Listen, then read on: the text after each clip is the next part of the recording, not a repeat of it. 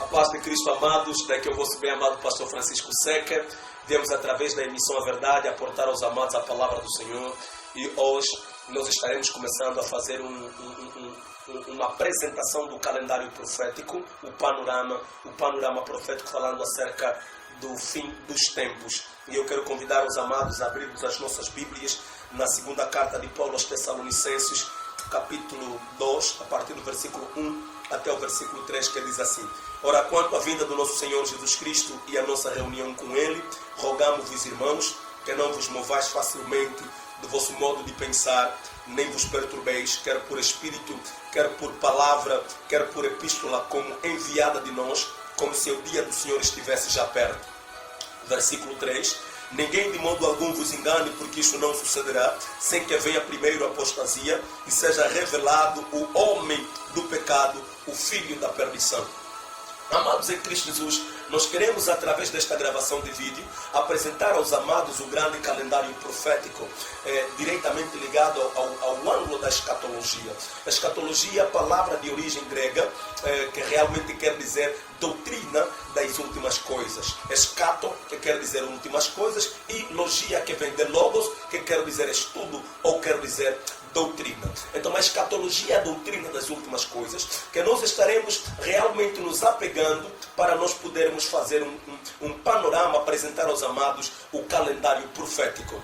E é interessante, amados em Cristo, prestarmos atenção a estes pormenores, porque em muitos dos momentos até os cristãos que já têm sido crescidos, cristãos maturos, chegam ao ponto ainda de se abanarem por um vento, porque viram isso na televisão, ou porque viram aquilo, uma criança nasceu e estão a dizer que não, nasceu uma criança com a mão feita, com a mão assim fechada, em punho, e quando abriram a mão, viram que estava lá escrito, então, eis que vem o cego. Nós sabemos, queridos e amados irmãos, que nós realmente a Bíblia Sagrada nos concede este dado, eis que vem cedo, e certamente darei, o meu galardão está comigo para dar a cada um segundo a sua obra. E algumas pessoas começam a sentir tanto medo quando vejam alguém falando, não, apareceu uma criança, mas não sentem medo quando a palavra de Deus realmente lhes informa. Então, nós, amados em Cristo Jesus, estaremos trazendo aqui aos amados o calendário profético. Então,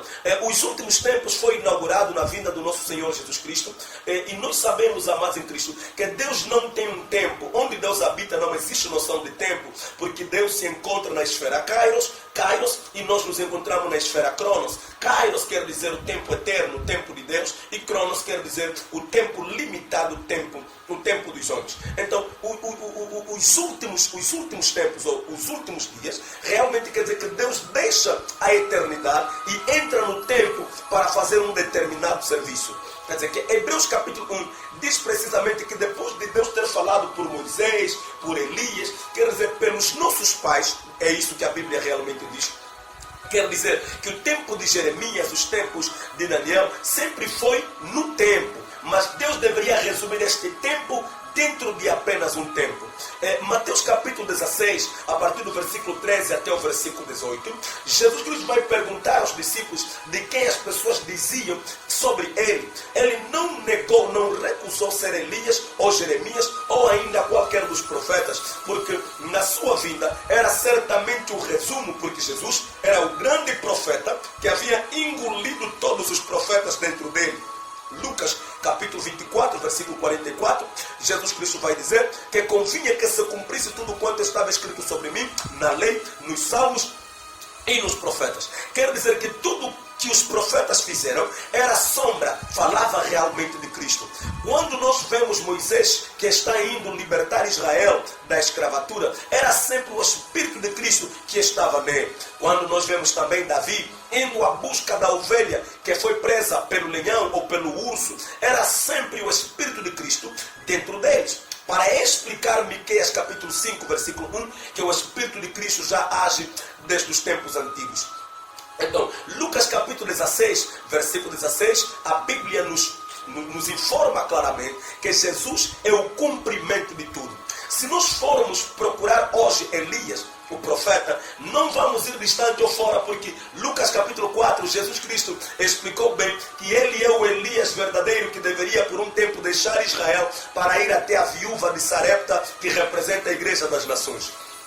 Jesus Cristo, com relação ao fim dos tempos, quer dizer que Deus não vai continuar a fazer outro serviço, senão o que foi feito no corpo de Jesus Cristo. Pois, queridos e amados irmãos, Deus deixa a eternidade, entra num corpo para fazer um trabalho específico, começando então ali, queridos e amados irmãos, os últimos dias. Neste caso, falando acerca do fim dos tempos, dentro do fim dos tempos, existe um elemento que é chamado os últimos dias. E dentro, queridos e amados irmãos, dentro do fim dos tempos, existe um outro elemento que também é o último dia. Não podemos fazer confusão entre os últimos dias e o último dia. Existem os últimos dias no plural e existe o último dia no singular. E nós estaremos, queridos e amados irmãos, explicando isso através dessas gravações de vídeo. Então, Jesus Cristo veio para resumir o tempo no seu corpo. Ele é o profeta do fim do tempo, do fim dos tempos, querido e amados irmãos, porque algumas pessoas vêm querendo dizer que tem que se ouvir o William Branham, tem que se ouvir o Cacu Felipe, tem que se ouvir o fulano de tal, esses são os profetas, o profeta do fim dos tempos, porque se não lhes ouvir não será salvo. Amados em Cristo, saia da ignorância, saia da confusão, porque verdadeiramente falando, no fim dos tempos, queridos e amados irmãos, nesses últimos dias, Jesus Cristo é o profeta do fim dos tempos, porque Ele é quem vem resumir todos os profetas dentro dele. Não querendo dizer, queridos e amados em Cristo, a partir daqui, que retira-se a necessidade ou a importância do ministério profético, mas dizer, queridos e amados irmãos, que já não existe essa questão de o profeta das nações, o profeta do mundo, é ele que temos que ouvir. Não. O profeta do fim dos tempos é o nosso Senhor Jesus Cristo, que é o profeta do fim. E o Evangelho da Cruz é a mensagem do fim dos tempos. E uma das coisas que você precisa entender, a Bíblia diz no livro de Hebreus, capítulo 10, a partir do versículo 6, que sacrifício e holocausto não quiseste e fizeste de mim um corpo. Então, amados em Cristo Jesus, Gênesis capítulo 38 nos mostra de forma clara que foi necessário que Judá, ele mesmo, viesse para dar a semente a Tamar. E nós já temos dito isso, que é o tempo dos o tempo dos Oná, o tempo de Sela, quer dizer, o tempo de Moisés, o tempo de Jeremias, o tempo de Elias e tantos outros, não deram a redenção. Tinha que ser Deus ele mesmo, vindo num corpo, queridos e amados irmãos, sendo semelhante aos homens. E isso nós vemos que foi cumprido na pessoa do nosso Senhor Jesus Cristo. Os tempos do fim são o tempo, queridos e amados irmãos, que está os últimos dias são os tempos que estão diretamente relacionados ao tempo da graça, onde Deus resume tudo em Cristo.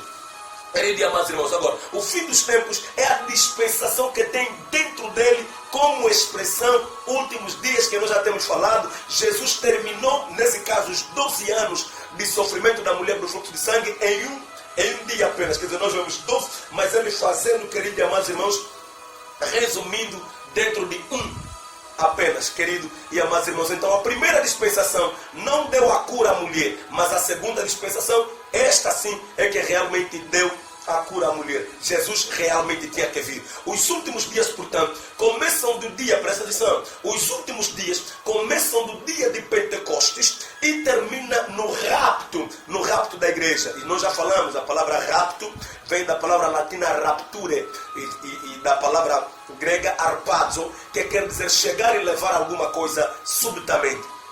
Dali, amados em Cristo, nós começamos a compreender de forma clara que os últimos dias têm então começado a partir do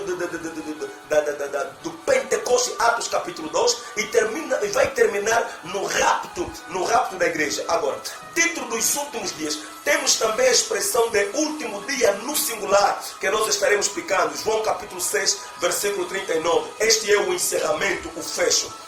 Mas da obra que Jesus fez nos últimos dias, porque nestes dias ele trabalha sozinho através de Efésios capítulo 4, versículo 11, que eu já tenho falado aqui. Queridos e amados irmãos, todos os ministérios estão trabalhando dentro do corpo de Cristo, quer dizer, dentro de Jesus. Quer dizer que nós não estamos fazendo um trabalho isolado, mas estamos simplesmente fazendo um trabalho dentro de Cristo, pois a Bíblia diz que ele fez de alguns como, quer dizer que ele é o verdadeiro. Nós somos apenas cópias, queridos e amados irmãos. Existe uma diferença entre os últimos dias e os dias vindouros de Gênesis capítulo 49, a partir do versículo 1.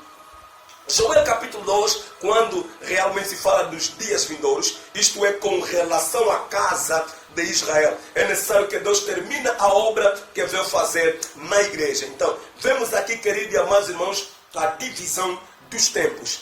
A divisão dos tempos. Deus primeiro começa a fazer um trabalho na igreja e depois então vai dar sequência a um determinado trabalho para com o povo de Israel. Isso, queridos e amados irmãos, vai começar no seu tratamento da última semana que falta dentro das 70 semanas de Daniel. Então, João capítulo 4, a partir do seu versículo 35, coloca o fim aos dias da ressurreição. E isso, queridos e amados irmãos, nós estaremos realmente voltando daqui a pouco. Deus está esperando de forma paciente neste momento. Moisés prescreveu: se alguém noivar uma mulher, não deve ir à guerra, deve esperar até que o período do noivado de 1 ano termina para ir à guerra. Deuteronômio capítulo 24, a partir do seu versículo 5, Moisés vai nos deixar claro esta lei. E dali nós começamos a entender que durante esse tempo que o homem está com a noiva, realmente fala do tempo, querido e amados irmãos, da graça, em que o homem não sai à guerra, em que o homem fica então a manifestar carinho, a manifestar amor, a manifestar graça à sua própria mulher que ele então tem casado. Queridos e amados irmãos, então, Paulo diz aos Coríntios que a igreja é a igreja que foi noivada em segunda carta de Coríntios, capítulo 11, a partir do seu versículo 2 até o versículo 5. Neste tempo, Cristo está casado e ele ainda não deve entrar no combate. Daqui devemos deixar claro aos amados que Armagedon não é agora, Gog e Magog não é agora, nem hoje. Por quê? Porque nesse exato momento, Cristo, que tem casado a igreja, que tem noivado a igreja, está ainda a manifestar a graça, o mimo, o carinho a sua esposa num período de 1 ano, que fala do tempo da graça, que Jesus Cristo vai dizer em Lucas capítulo 4, proclamar o ano aceitável do Senhor. O ano aceitável do Senhor é este ano que ele manifesta a graça, está com a sua esposa, mas no fim desse ano, queridos e amados irmãos, do jeito que Deuteronômio diz, que ele vai manifestar o mimo da sua esposa durante 1 ano, mas no fim deste ano é que ele então vai entrar a guerra. Nós falamos que o fim deste ano, queridos e amados irmãos, verdadeiramente se manifesta o arrebatamento da igreja. Isso também nos foi mostrado em Apocalipse, capítulo 12, quando nos fala acerca daquela mulher que tinha dor de parto e ela nasceu. E que, queridos e amados irmãos, uma das coisas que nós precisamos entender é que ali era o fim do ano, porque nós já temos falado que, profeticamente falando, a gravidez tem duração de 1 ano. Quer dizer que quando aquela mulher então está a manifestar o filho, era certamente o fim do período de 1 ano. Amado, vá procurar os outros nossos vídeos e isso você vai encontrar de forma clara em outros vídeos ali. Então, queridos e amados irmãos, ele deve ainda terminar a obra, o Senhor Jesus, que é o casamento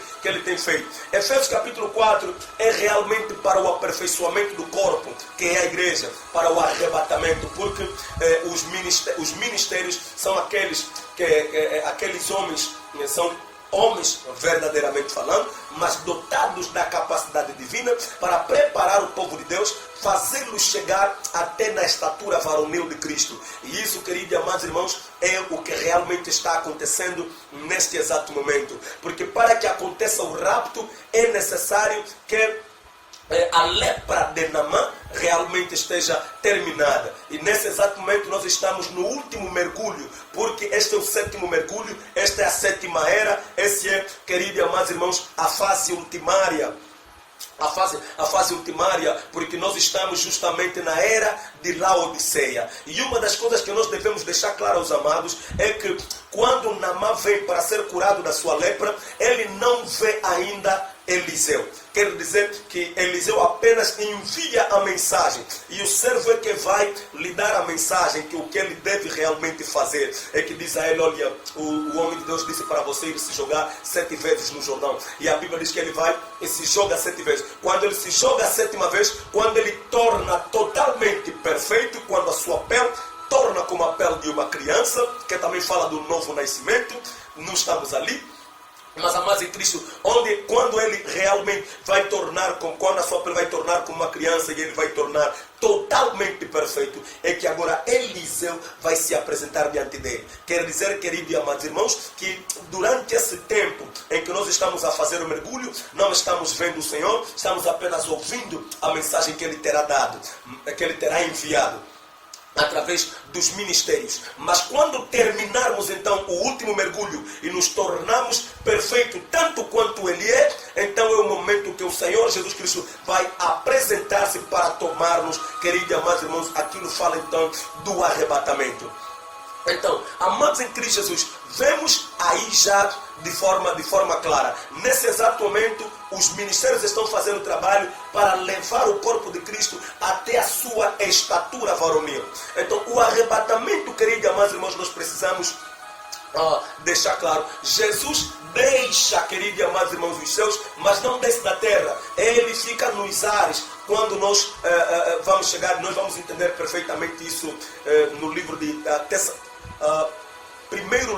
primeira carta de Paulo aos Tessalonicenses, penso, capítulo 4, a partir do seu versículo 13, 14, 15, 16, 17, ele vai falar ali acerca do arrebatamento e nós estaremos deixando isto totalmente claro. Queridos amados irmãos, em Atos capítulo 1, a partir do versículo 9 até o versículo 11, quando Jesus Cristo está a ascender aos céus, nós vemos de forma clara, os anjos vão se apresentar e vão dizer aos discípulos que da forma que Jesus Cristo está a subir, é da maneira que ele vai descer. Mas um dos elementos que eu quero chamar a atenção aos amados, é que quando Jesus Cristo estava subindo aos céus, não é todo o Israel que estava vendo, era apenas aqueles que haviam guardado a raça, aqueles que haviam guardado a sua semente, aqueles que eram os seus discípulos. Daqui precisamos que os anjos, quando estavam dizendo que do jeito que ele está a subir é do jeito que ele vai descer, quer certamente dizer, queridos e amados irmãos, ligado ao arrebatamento, quer dizer que a vinda de Jesus para o arrebatamento não será visto por todos, do jeito que quando ele subiu não foi visto por todos os israelitas, foi apenas por aquela porção de pessoas que haviam crido nele. É da mesma forma que quando ele descer para o arrebatamento, somente aquela porção de pessoas, queridos e amados irmãos, que têm crido nele, é que realmente verão e viverão o arrebatamento da igreja. E aquilo, queridos e amados irmãos, acontecerá num abrir e piscar de olhos, amados no Senhor. Então, a trombeta que será tocada são os ensinamentos que estamos ouvindo hoje, que será manifesta, queridos e amados irmãos, naquele dia. Foi mostrado através de Lázaro, quando Jesus Cristo vai para ressuscitar Lázaro que dormia e ouviu a voz de Jesus para a ressurreição. Ali, queridos e amados irmãos, nos havia já sido mostrada como verdadeiramente falando o toque da trombeta, queridos e amados irmãos, realmente se vai fazer. Era Lázaro que reconheceu a voz. E da mesma forma que nós reconheceremos, queridos e amados irmãos, a voz, porque verdadeiramente falando a voz, fala da palavra, fala do conhecimento, fala da mensagem que nós temos ouvido durante todo esse tempo. E entenderemos, queridos e amados irmãos, que certamente para nós podermos ouvir e sair, respondermos a mensagem, queridos e amados irmãos, é claro que terá que ser a mensagem que nós temos ouvido, a mensagem que nos concederá salvação. Amados em Cristo, precisamos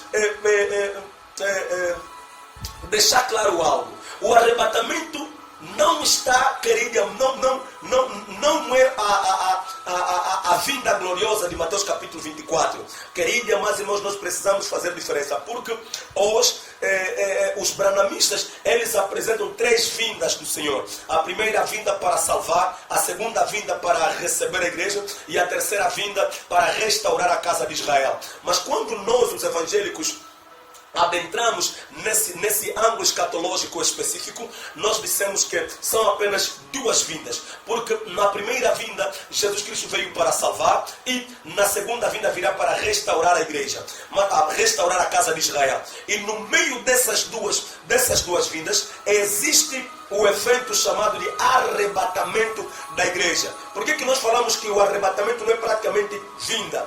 Dizemos que não é vinda porque Jesus Cristo não virá para pisar essa terra. Ele ficará nos ares e nos esperará, porque nós, queridos amados irmãos, é que iremos ao encontro dele nos ares, e daqui a pouco nós estaremos referenciando isso com muitas testemunhas. Então, amados em Cristo Jesus, primeira carta de Coríntios, capítulo 15, a partir do versículo 50 até o versículo 52, precisa-se que será num abrir e piscar de olho, que nós já temos falado, mas vamos desaparecer e encontrar o Senhor nos ares. Isto é o fim da dispensação da igreja. Isso é o fim dos últimos dias. O arrebatamento da igreja não é o fim do mundo.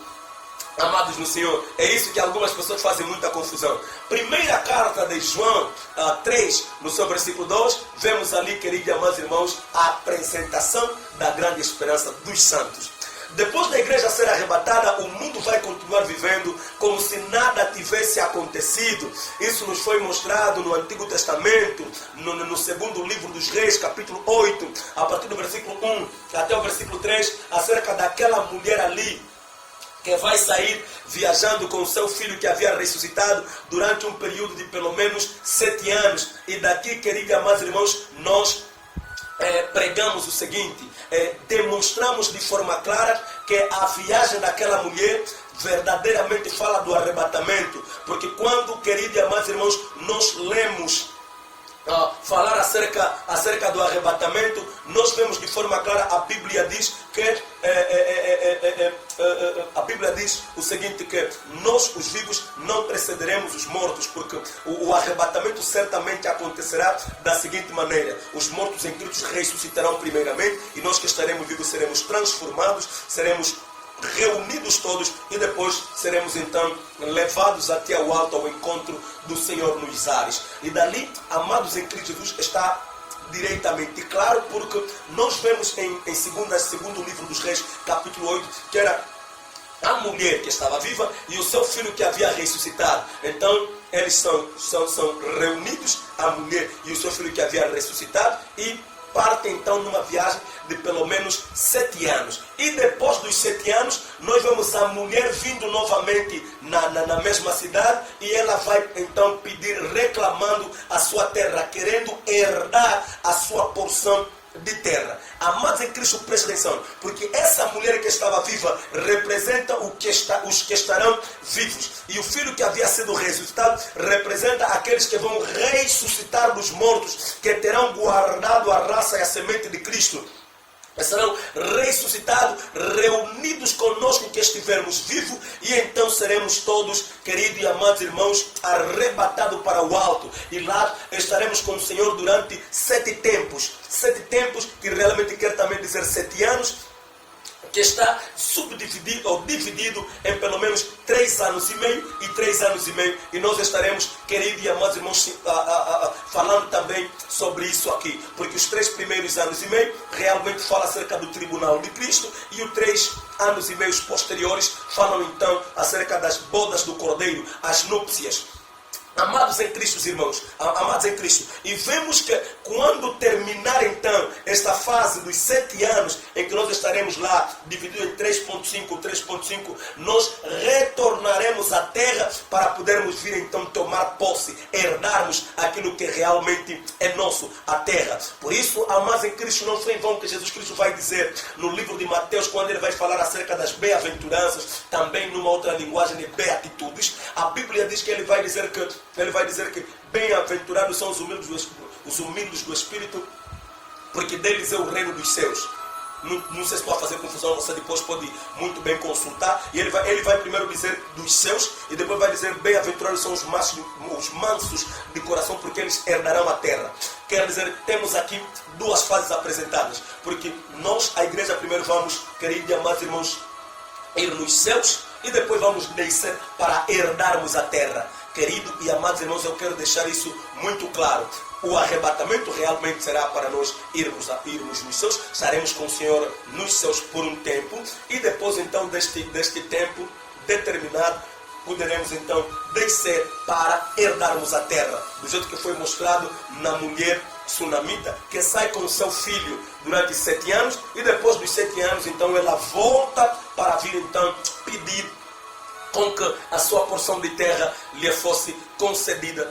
Querido e amados irmãos, então nós vemos ali de forma clara a mulher que estava viva e o seu filho que realmente havia sido ressuscitado. A mulher que estava viva representa os vivos em Cristo, e o seu filho que havia ressuscitado representa aqueles que estarão, os mortos em Cristo, que serão ressuscitados para então nós podermos partir. Livro de Êxodo capítulo 13, também nos foi mostrado de forma clara, penso que é Êxodo mesmo capítulo 13, quanto na saída do povo do povo de Israel do Egito. A Bíblia diz-nos claramente que Moisés vai desenterrar os ossos de José, para que com os ossos de José pudessem então partir. Querido e amado, não preste atenção, porque ali também é a imagem do arrebatamento. Moisés e todo o povo representando os vivos em Cristo, e José então que é retirado, que é desenterrado, representando então, amados em Cristo Jesus, os mortos em Cristo, e vão ser reunidos para partirem para Canaã. E a verdadeira Canaã, queridos e amados irmãos, é os céus, onde certamente nós teremos que ir. E nós vemos já apresentado a partir do Antigo Testamento. Então, queridos e amados irmãos, uma das coisas que nós precisamos compreender é que a manifestação do Anticristo será certamente depois do arrebatamento da igreja. E ali, queridos e amados irmãos, a manifestação do Anticristo já não será sombra, mas agora será certamente real, né? Isso que nós temos lido no livro de a segunda carta de Paulo aos Tessalonicenses, nós lemos o versículo 1 até o versículo 3, mas você estará lendo a partir do versículo 6 até o versículo 7, Apocalipse capítulo 13, versículo 5, Daniel capítulo 9, versículo 27, todas essas passagens, queridos e amados irmãos, nos mostram de forma clara a manifestação corpórea, a manifestação plena do Anticristo, que realmente tomará lugar depois do arrebatamento da igreja. Amados em Cristo Jesus. Então, uma das coisas que nós realmente precisamos compreender, que também nos foi mostrado no Antigo Testamento, é no livro de Daniel, quando os 3 amigos de Daniel estão sendo presos para serem colocados na fornalha. A Bíblia nos mostra que Daniel não estava no meio deles, porque Daniel estava no palácio do rei. E ali nós interpretamos da seguinte maneira: Daniel, que representa a igreja que foi arrebatada, e os 3 amigos de Daniel que estão sendo colocados na fornalha que havia sido aquecida 7 vezes, representa a casa de Israel, que, querido e amados irmãos, estará adentrando então na última semana, que são 7 dias, mas como são 7 dias proféticos, são considerados 7 anos. Números capítulo 14, versículo 34, Deus vai dizer: contando a cada ano um ano, a cada dia um ano. Amados em Cristo, por isso ele vai contar 40 dias que eles fizeram a espionagem, e ele vai dizer 40 dias, 40 anos. Que nós vemos que, profeticamente falando, 40 dias é igual a 40 anos. Amados em Cristo, então, quando nós vemos os amigos de Daniel a serem colocados dentro da fornalha, realmente representa a casa de Israel, que estará, amados em Cristo, a adentrar nos 7 últimos anos, que será realmente um tempo de uma grande dificuldade. Mas nós vemos que Daniel não está ali, quer dizer que Daniel está arrebatado. Quer dizer que ali, queridos amados irmãos, é a manifestação plena, corpórea do Anticristo. Por quê? Porque Nabucodonosor havia levantado uma estátua, e ele vai dizer que todo mundo deve se prostrar diante daquela estátua. Ali, amados em Cristo, representa já a fase da tribulação, em que o Anticristo vai se apresentando como Deus, dizendo que deve ser adorado e tudo mais. É da mesma forma que nós vemos no livro de Daniel, amados em Cristo Jesus. Daniel não está no meio deles, porque Daniel representa a igreja que terá sido arrebatada e que estará no verdadeiro palácio do rei, que é os céus, com o verdadeiro rei, que é o nosso Senhor Jesus Cristo. Mas Israel, que representa esses três irmãos que estão passando na tribulação, é realmente por causa da estátua que havia sido levantada. E a Bíblia nos fala acerca dessa estátua, que a estátua era a imagem de um homem, e ele tinha, nós precisamos prestar muita atenção nos detalhes que se fala acerca da mesma estátua. Deixa só procurar aqui.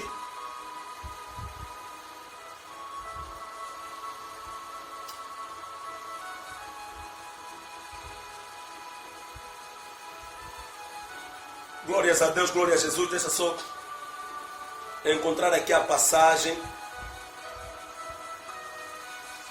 no livro de Daniel. Aceita sofrer comigo, amado em Cristo.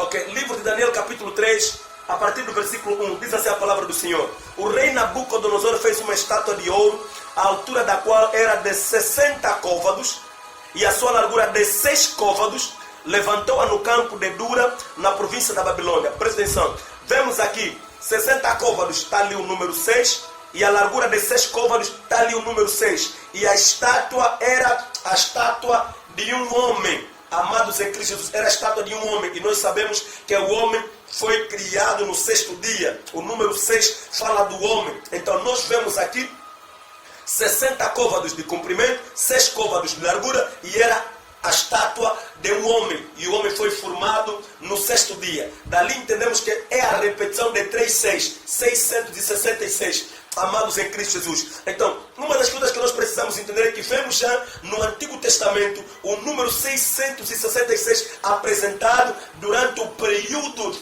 queridos e amados irmãos, da tribulação, em que os amigos de Daniel estão passando naquela fase de 7 anos. Quer dizer que uma vez que o forno foi aquecido 7 vezes, representa certamente os 7 anos de muito sofrimento. E vemos ali que era por causa da não adoração a uma estátua. E essa estátua tem 60 centímetros, 60 côvados de comprimento e 6 côvados de largura, e é a imagem de um homem, é um homem. E nós vemos ali 666. Dali, queridos amados irmãos, precisamos claramente aos amados que aquela é já uma imagem, amados no Senhor, daquilo que realmente estará acontecendo. Até aqui vamos dar uma pausa, estaremos dando continuidade num próximo vídeo, porque o vídeo já tem tornado muito longo, são já 32 minutos agora, e a nossa tendência é sempre fazer vídeos de 15 minutos apenas, para ser vídeos muito breves. Então, amados em Cristo, que Deus vos abençoe, que Deus esteja continuamente convosco, que Deus abençoe o vosso ministério. Estamos falando acerca do fim dos tempos, já começamos a falar acerca dos últimos dias, apresentando então que os últimos dias teve a sua inauguração e a sua manifestação plena a partir do Pentecostes, e terá então seu fim no arrebatamento da igreja. E depois ali então começarão os outros momentos, queridos e amados irmãos, que são também de extrema importância. Nós estaremos dando sequência nos próximos vídeos. Que Deus vos abençoe e que Deus abençoe o vosso ministério. Paz de Cristo. Shalom.